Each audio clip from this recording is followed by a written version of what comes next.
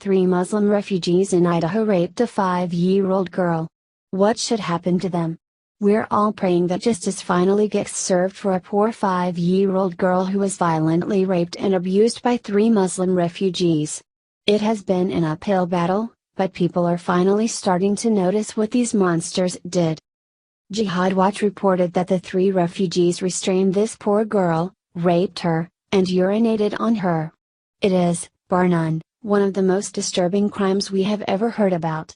It gets worse. It turns out that the community in Idaho is shunning the family of the little girl.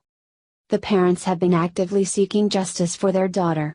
You often hear Democrats talking about how refugees are just coming here to live a better life, and never hurt people, right? Well, Lacey Peterson and her husband have to deal with the reality that their little girl was ravaged by these peaceful refugees. Lacey spoke at length to WorldNet Daily about her experience getting this case resolved. She explains that the country prosecutor, as well as people who just live in her town, are treating her horribly. Peterson speculates that they are trying to push her daughter's case under the rug because it interferes with their political narrative. It's a disgusting concept to consider, but one that seems to be rooted in truth. The left, on many occasions, ignores obvious evidence of wrongdoing, especially if it makes their opinion look bad or invalidated.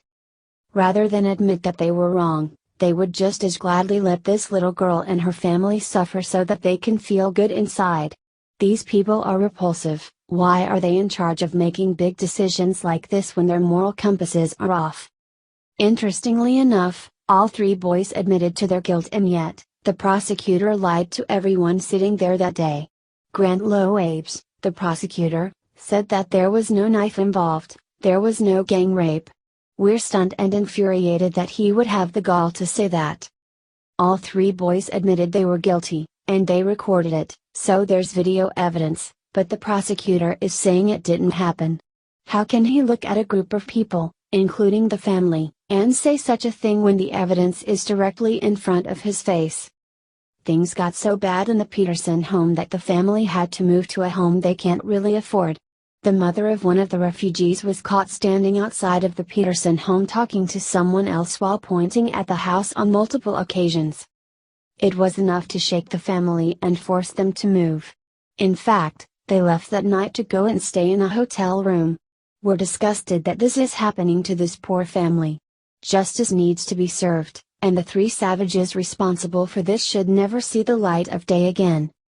On top of everything else, everyone heckling this family because the truth doesn't meet their political agenda needs to see how this affects the victims of such hard and disgusting crimes.